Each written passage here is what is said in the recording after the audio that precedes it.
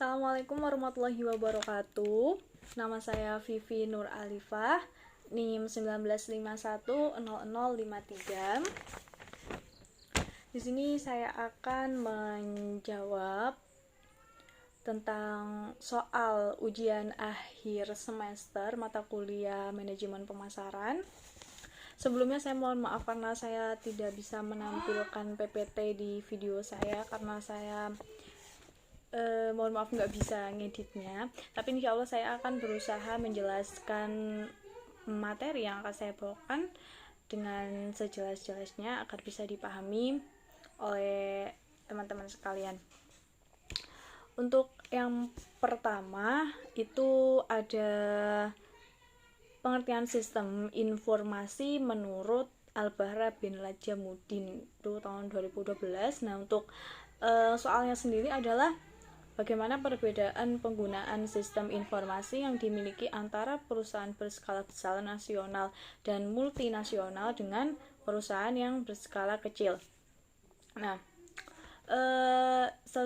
jadi penggunaan sistem informasi dalam perusahaan berskala besar ini biasanya sistem informasinya itu berbasis komputer. Jadi perusahaan dengan sistem tersebut itu bisa mengintegrasikan seluruh perusahaan seperti kayak penyusunan strategi, pelaksanaan operasi antara perusahaan induk dan perusahaan cabang.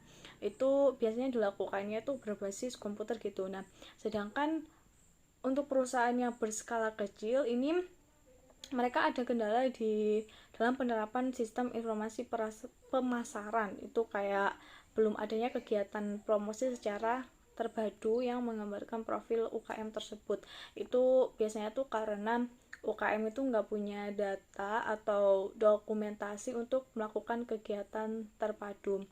Terus ada kendala lain juga, para UKM ini merasa nggak perlu melakukan kegiatan sistem informasi pemasaran secara terpadu. Jadi mereka itu mengandalkan kegiatan promosi secara tradisional. Jadi seperti itu bedanya. Kalau perusahaan berskala besar ya berbasis komputer. Kalau perusahaan berskala kecil seperti UMKM itu biasanya melakukan promosi secara tradisional seperti itu. Tapi ada juga perusahaan yang menyediakannya itu pakai komputer, cuma dipakai di sistem akuntansinya untuk laporan keuangannya itu. Lanjut, yang nomor 2 itu bagaimana cara Anda mengidentifikasi pesaing usaha Anda berdasarkan lingkungan pemasaran dan persaingan pasar pada pasar online atau marketplace dan pasar offline atau pasar. Di sini saya punya 4 cara. Yang pertama, kita bisa identifikasi dari jenis produk yang ditawarkan. Kadang itu perusahaan itu punya produk yang beragam. Nah, tugasnya adalah mengidentifikasi secara lengkap dan benar produk apa saja yang dimiliki oleh pesaingnya. Nah, jadi kita harus identifikasi toko yang ini itu menjual apa gitu, supaya kita bisa mengidentifikasi siapa pesaing utama kita, siapa pesaing terdekat kita dari peserta-peserta yang lainnya, mana pesaing yang punya potensi mengancam perusahaan kita sekarang ataupun yang masa yang akan datang gitu. Jadi kita bisa lihat dari jenis produk yang ditawarkan itu, kita identifikasi. Lalu cara yang kedua adalah melihat besarnya pasar atau market share dari pesaing ini. Nah, untuk melihat besarnya pasar yang dikuasai pesaing ini bisa kita lihat dari segmen pasar yang akan dimasuki. Nah, kalau dalam hal ini tuh perusahaan harus mengestimasi besarnya pasar dan market share masing-masing pesaing gitu. Market share itu harus diketahui ya, karena untuk untuk masa sekarang, untuk masa yang akan datang itu baik yang dikuasai atau secara keseluruhan. Nah, ini kita perlu tahu sejauh mana market share para pesaing kita. Lalu kita bisa mengidentifikasi peluang dan ancaman. Nah, ketika kita sudah bisa mengestimasi besarnya market share, itu akan kelihatan peluang yang ada serta ancaman yang mungkin timbul sekarang atau yang akan mungkin timbul di masa depan, itu akan kelihatan. Jadi setiap peluang itu harus dimasuki dan diusahakan untuk menciptakan peluang baru yang sebesar-besarnya. Nah, untuk kemungkinan ancaman atau masalah yang timbul pun itu harus segera diantisipasi sehingga nantinya itu tidak akan menimbulkan masalah. Yang keempat adalah mengidentifikasi keunggulan dan kelemahan. Nah, identifikasi kelemahan di sini tuh bukan bukan berarti memetakan atau mencari tahu keunggulan dan kelemahan yang dimiliki pesaing gitu. Maksudnya identifikasi kelemahan dan keunggulan pesaing itu dalam berbagai bidang gitu. Misalnya kayak kelengkapan produknya, mutunya, atau kemasannya, atau kita bisa lihat dari harganya, distribusi mungkin, atau lokasi, atau promosi dari para pesaing itu kita juga bisa mengidentifikasinya seperti itu. Lalu yang ketiga ada tentang segmentasi pasar.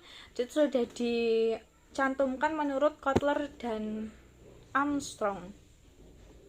Untuk pertanyaannya, apakah membuat segmentasi pasar dalam rangkaian proses manajemen pemasaran itu sangat penting? Sejauh manakah kepentingan dan pembentukan segmentasi target pasar? Nah, jadi segmentasi itu adalah suatu konsep yang terpenting dalam pemasaran. Karena setiap konsumen atau setiap pelanggan itu memiliki kebutuhan, memiliki karakteristik, atau memiliki perilaku yang berbeda. Nah, ini membutuhkan produk atau bauran pemasaran itu yang berbeda pula. Maka dari itu kita harus membuat segmen-segmen pasar ini. Nah, begitu juga dengan target pasar atau penetapan pasar sasaran yang merupakan kegiatan menilai atau memilih segmen pasar yang akan dimasuki oleh suatu perusahaan. Jadi apabila perusahaan ingin menentukan segmen pasar mana yang akan dimasukinya, maka langkah yang pertama yang harus dilakukan adalah menghitung dan menilai potensi profit dari berbagai segmen yang ada tadi. Nah, maka dalam hal ini pemasar harus mengerti betul tentang teknik-teknik mengukur potensi dasar dan meramalkan permintaan di masa yang akan datang seperti itu.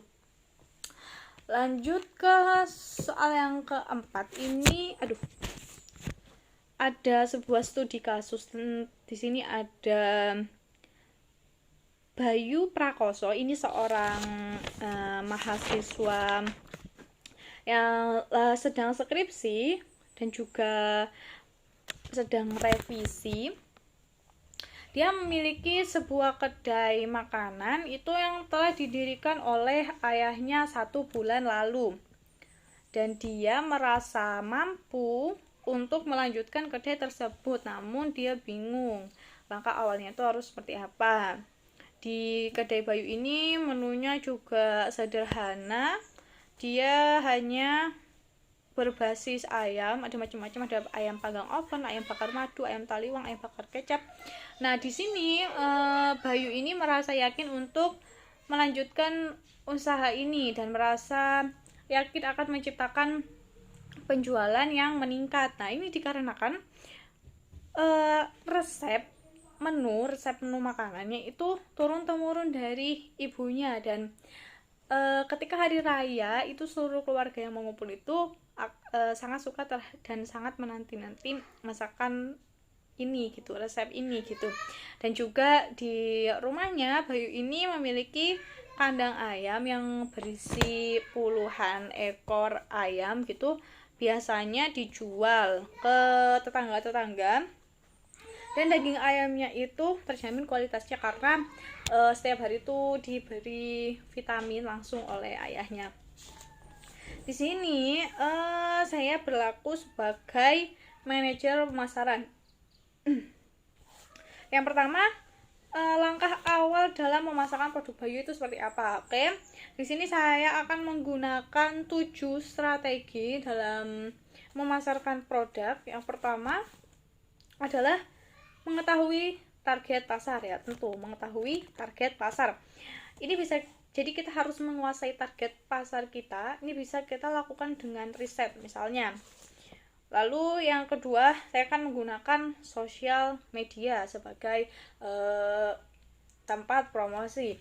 Pernah ada pepatah bahwasanya dunia itu dalam genggaman. Nah, jadi menurut saya sosial media ini merupakan cara yang efektif juga untuk memasarkan produk ini. Lalu yang ketiga adalah menawarkan produk secara gratis. Nah, menawarkan produk secara gratis ini menurut saya merupakan cara yang cukup ampuh, karena sesuatu yang gratis itu akan sulit dilewatkan oleh orang-orang gitu. Dan sering juga customer itu belum membeli suatu produk karena ia belum pernah merasakan produk itu. Nah, di sini poinnya, untuk menawarkan produk secara gratis ini kita bisa melakukan event, atau kita juga bisa door to door memberikan sampel dari produk ini biar calon pembeli kita itu bisa merasakan, oh seperti ini rasanya produk kita. Yang keempat itu adalah memilih tempat yang strategis.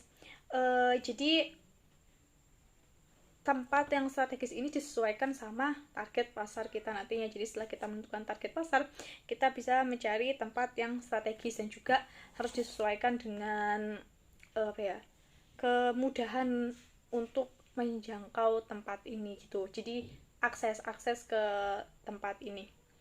Lanjut adalah memberi insentif untuk rekomendasi. Nah, jadi suatu produk baru itu akan mudah dipercaya ketika ada orang yang merekomendasikannya gitu, atau bisa dikatakan ketika ada testimoninya. Nah, kita bisa memberikan insentif kepada customer kita yang telah memberikan testimoni. Nah, insentif ini nggak harus berupa uang gitu, jadi bisa juga kita beli potongan, cashback itu juga bisa. Jadi nggak harus kita memberi insentifnya itu berupa uang.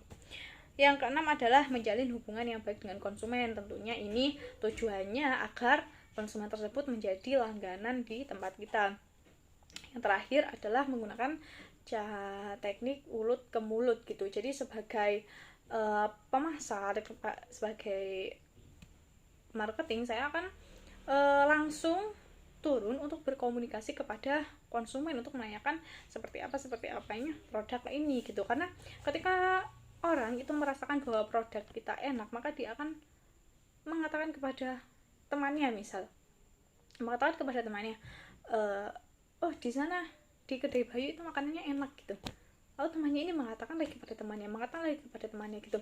Jadi strategi mulut ke mulut ini menurut saya juga merupakan cara yang cukup baik gitu.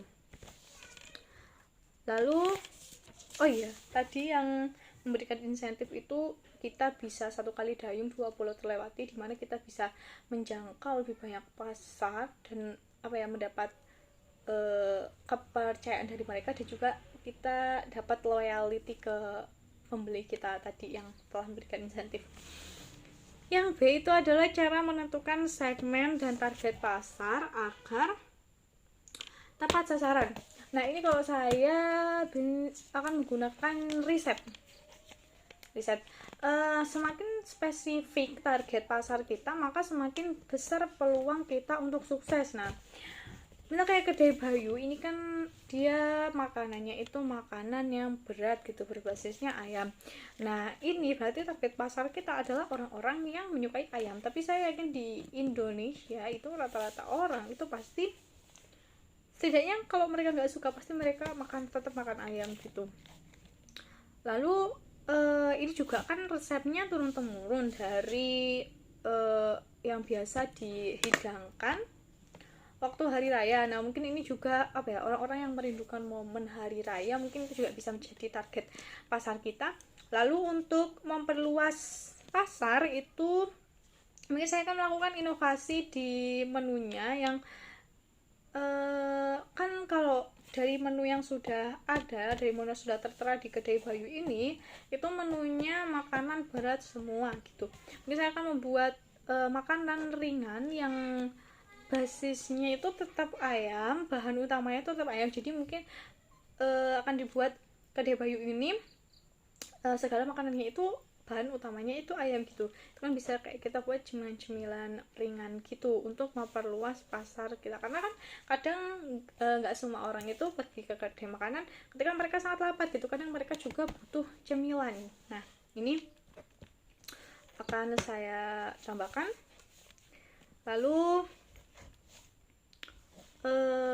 saran untuk kedai Bayu ke depannya, pertama jelasnya konsisten ya, apapun yang terjadi kita harus tetap konsisten dan memperbaiki lebih baik lagi. Lalu saya menyampaikan itu tadi inovasi menu itu tadi. Lalu untuk tempat juga mungkin tempatnya itu dibuat semenarik mungkin, bisa disesuaikan sama target pasar itu, kira-kira orang-orang itu suka tempat yang seperti apa, sekiranya orang-orang itu nyaman. Terus juga ingatkan lagi kepada karyawan-karyawannya untuk selalu bersikap baik kepada pelanggan. Lalu ini memperbesar peternakan ayamnya. Nah, ayam ini kan akan menjadi bahan pokok di kedai Bayu ini. Nah, supaya bahan pokok ini kita nggak perlu cari keluar gitu, kita bisa memperbesar peternakan ayam di rumah Bayu ini supaya bahan pokok tetap selalu tersedia dan juga kualitas dagingnya itu bisa kita jamin sendiri gitu, karena kita merawat ayamnya sendiri, kita bisa memberikan vitamin dan lain-lainnya seperti itu. Jadi bahan pokoknya itu kita nggak perlu cari lagi. Oke, sudah 4 pertanyaan yang saya bahas di sini. Terima kasih, mohon maaf kepada Ibu dosen karena tidak sesuai kriteria, saya tidak bisa menampilkan PPT-nya karena saya jujur saja belum paham gimana cara mengeditnya. Kita mohon maaf sekali. Terima kasih atas perhatiannya. Assalamualaikum warahmatullahi wabarakatuh.